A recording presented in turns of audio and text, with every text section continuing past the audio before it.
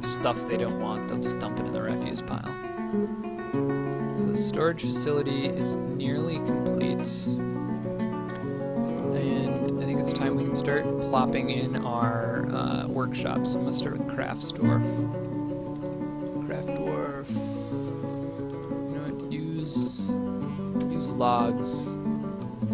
Mason is the next guy on the list. I'm going to put the Mason over here.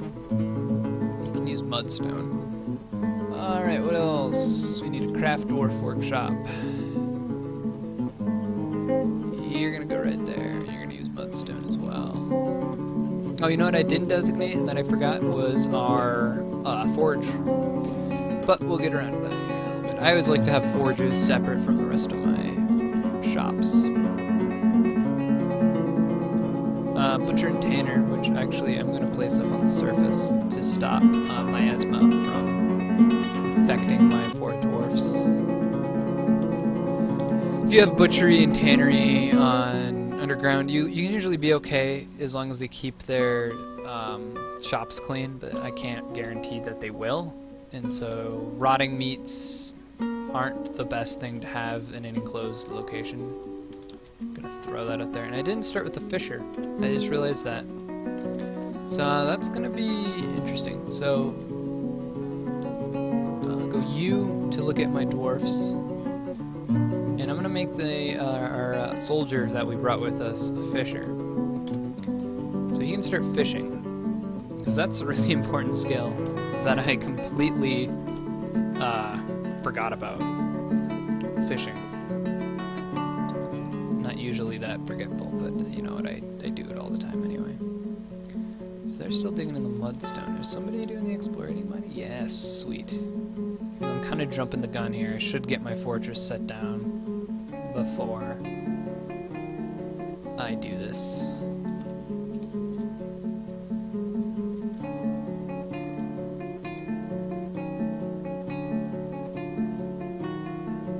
Struck something. Kaoinite. Yeah. I'm gonna butcher these names, by the way. Kaoinite. Let's see what this does.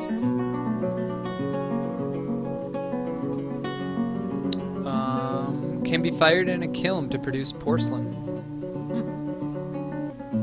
So that's exciting. So we don't have any clay, but we do have the kaoinite, so we can make porcelain goods. That's kind of fun. Not something I actually usually get access to. Porcelain being, because you do need that specific stone to be able to make porcelain. I don't always have access to it, so uncovering that is kind of neat. I'm gonna have to dig some of it up and use it at some point once I can get a potter going. That'll be a little while though.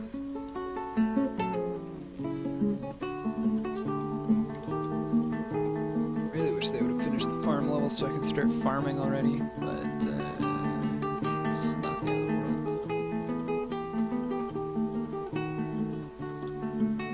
Or the food level, so I can bring the food down. Well, you know, I can still start creating storage for assorted things. So first I'm going to do finished goods. Finished goods I'm just going to toss over here in the corner. Well, no, I'm going to put finished goods in the middle because a lot of places... Oh, shoot. Alright, finished goods. Finished goods, that's where they're going to place things, just random items. You don't need to make finished goods that huge. And then I'm going to make furniture, the second biggest guy here. Alright, what else do we have? You know, we'll make a wood stockpile along here. So our carpenter dwarf can get to wood pretty easily. And then I'm also going to do a stone stockpile along here. So our mason dwarf can get to some stone pretty easily. I did need to cover up some of those areas. There we go. Furniture storage. What else do we got? Cloth. That'll be an important one. I'll make a little area for cloth and leather. One thing you can do to conserve space is to build bins in your shops, which I will do here later. Not right now, later. You know what, I'm just gonna make the rest of this stone, I think. Another stone stockpile and another wood stockpile. So now I can go ahead and trim up the stockpile we have for the wood. Probably didn't need to make it this big in the first place, but details.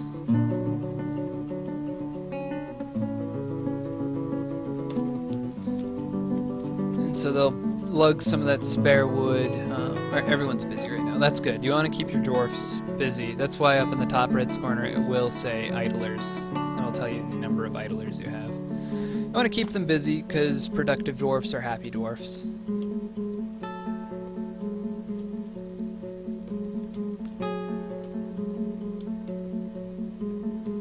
They're going to be moving that mudstone around into the stockpile, it looks like. Yep. Alright. Have we uncovered anything? I didn't see any alerts. You can hit A to view your alerts. Yeah. Nothing. It's not very promising.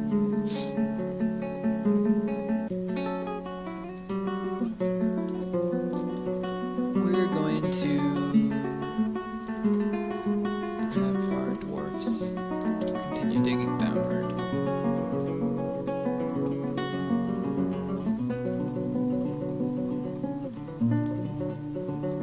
And we do have this little river over here, which is nice. I'm actually going to go build, and then I'm going to go G for a bridge.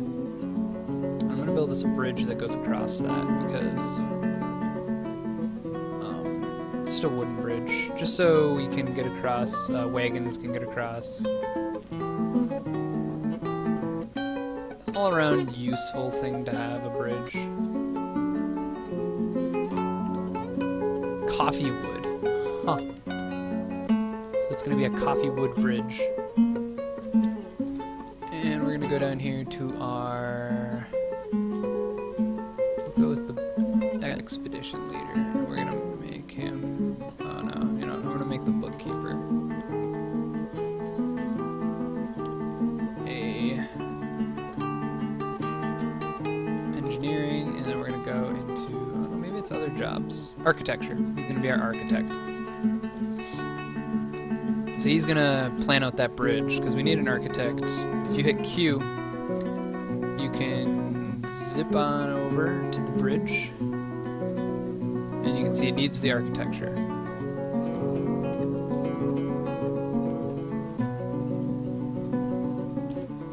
So it looks like we already got our some workshops pumped out here. So we're gonna have our carpenter build beds. And have him build 8 beds, even though we only have 7 dwarfs. You won't even need that many beds. It's just a useful thing to have. And those beds are going to go into the dormitory over here. And then as soon as our mason gets done digging, he should go over and set up that fortress, and we can get some doors built. I could probably build the doors out of wood, though. Just because I have so much wood.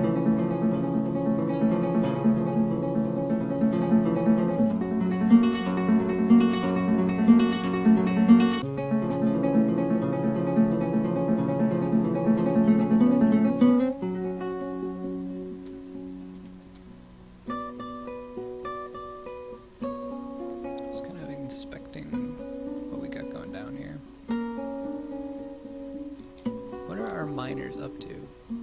Okay, so one's digging our staircase and the other's hauling. And I don't want him to haul, so I'm gonna go into the hauling, and I'm gonna go don't stone or wood haul.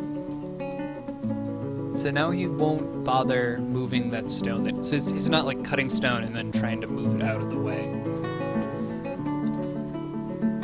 He'll just let some other dwarf handle that. Some other dwarf with less things to do than a miner, because we do need our miners to... I shouldn't have told them to actually keep digging, but I really want to find some metals here. So I've yet to strike ore, and that is, you know, in my opinion, not a good sign. and hit K. K allows you to kind of like inspect the world. Yeah, not any ores in the caverns either. The caverns will usually open up your area so you can inspect for large amounts of different ore. Oh, wait, actually, what's this? Mica. Okay, yeah, mica's useless. Well, for what we need, it's useless. So we just stuck some aquamarines. We have some gems. Graphite. Graphite's useless. Oh, we're striking something other than stone, which is nice. Now we're digging in granite. So, what layer is this? Quartzite. I don't know if iron. I don't know what actually grows in quartzite. I believe that's a metamorphic, but I'm not entirely sure.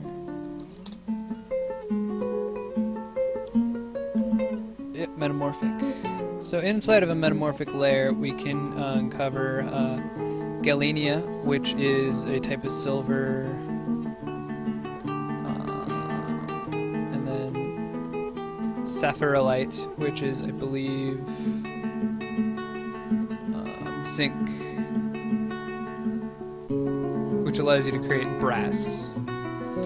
Not a very useful item, brass, but very useful metal brass, but does give us something, I guess. Brass being a pretty cheap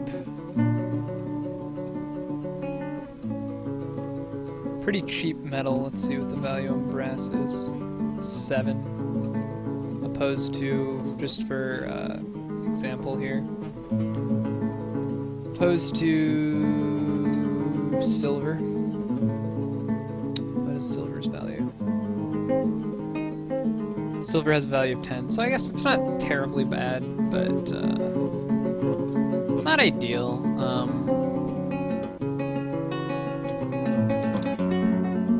Something like iron also has 10, and iron I can use for a lot more than just struck some more kaolinite. Oh, okay. So at least I'll be able to make porcelain. For whatever good that does me.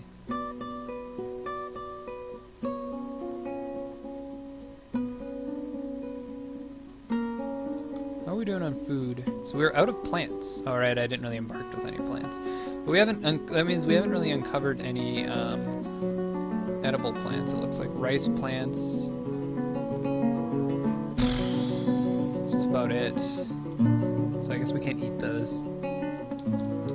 So we're having carnivorous dwarfs going around now, because they started that stupid farming layer, then they went somewhere else. I think it was because they want to, by default, start in the lower levels and work their way up, but and they usually will move from left to right. Not always, but usually. And they're just digging it out. They'll get it done eventually. Here we go. Up there they go. They went up to the next level. Good, good, good. And you know what? I think they've made enough space now, so we're gonna go build, and then we're gonna hit P for plot. And since this is soil, we can just drop a plot right onto it. If we were working in a stone-heavy layer, you do have to wet the stone first, which is quite the challenge. If you wanted to do, say, a layer that a mountain fortress, that is something you need to overcome. There's a stupid plant in the way. I'm gonna have them try to get rid of that plant. This is why I don't really like tapping into these caverns so early. They just get this. When you tap into the caverns, plants will begin to pop up everywhere, and I'm not a huge fan of them, if you couldn't already get that. So I'm having him build some plots. So he's building farming plots, and we're going to be able to use these farming plots to, well, farm. The main one, pump helmet, being our sort of staple crop. It's like the wheat of dwarfs. And, you know, just gonna have him build more. You can also do massive plots if that's what you're into. But I usually like to do a lot of smaller plots. Just because they kind of allow you to be more diverse and control what you have growing at every time. And seriously, more freaking plants popping up and they're in the way. I can't harvest them. It's really annoying. Not the end of the world, just annoying. Yeah, you can see our trees have begun to blossom. It's quite pretty. All the different colors. Kind of hiding the menacing spider webs. And our bridge has been built, so our architect was able to get around to building the bridge. It's good. So he's doing pump helmets there, and we're going to have him do pump helmets in the one below it as well. And one thing that he did add, Toady1 did add in the Dwarf Fortress 2014 is he made outdoor crops a whole lot better. Like there are tons and tons of outdoor crops. So right now we're growing underground, the crops in the dark. What is it called? I'm totally subterranean crops. That's the word I'm looking for. We're growing subterranean crops down here. And so we can also grow above ground crops. Very different. So things like spinach, raspberries, cabbage, that kind of stuff we can grow above ground. Pump helmets, cave wheat, these are things that don't apparently need light. They're like mushrooms, if I recall correctly. They'll just kind of grow underground. And then when you tap into the caverns, you get access to random subterranean crops that will... and here we go. So there's... I don't know if it's a glitch or not, but if you put a farm plot where there have been lots of roots, you can actually grow above ground crops underground, which is very interesting. And I've just recently sort of discovered how to do that. And I wonder if actually, because the ground looks relatively flat and it looks relatively clear. So let's try to see if we can't build some farm plots up here. And it's not as clear as I'd want it to be.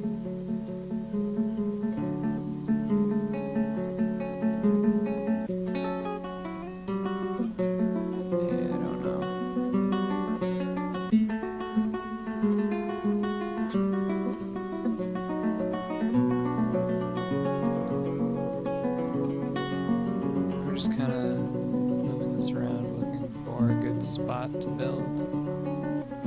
I'll just do a 3x3, make it simple. This is a 4x3. There we go, we'll just do it 4x4 like what we have down there. We're going to build it on the surface, so we're going to be able to grow surface crops on that.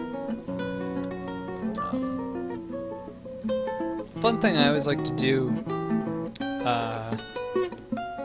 once I get my access to glass, is to actually build grow houses outdoors. But I probably won't be doing that for a while at least. So there we go. You just built that farm plot outdoors. And so now we have nothing but access to these above ground plants. Whereas below, actually, if you looked closely, we can grow under the subterranean crops as well as the above ground crops. So it's a very useful trick, whatever it is. I don't know. I have yet to be able to reliably replicate it.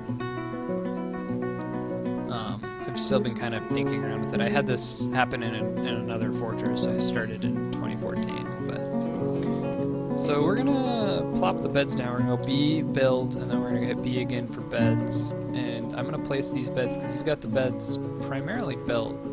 We're gonna place them, almost all of them, into this dormitory. Just along the wall, there's just gonna be a row of beds. And alright, we do have the Mason Dwarf workshop open. We're gonna have him build 4 or 5 doors. So we have some doors here.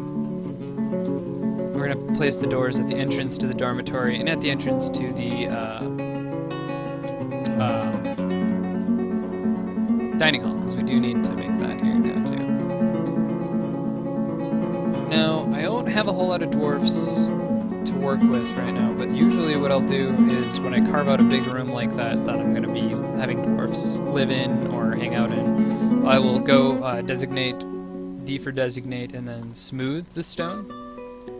And I'm still going to have them go in and I'm going to have them smooth, or have my one smoother smooth the dormitory and the dining hall. Because it raises the value of the room significantly. Makes the room look better on your screen, and you know what? I'm gonna make our metalsmith a smoother right now. I'm gonna not keep this, but I'm gonna have him do stone detailing. So he'll go in down there and he'll smooth that stone out. Because I have yet to uncover any ores. So we're gonna go back to digging for some ores, actually.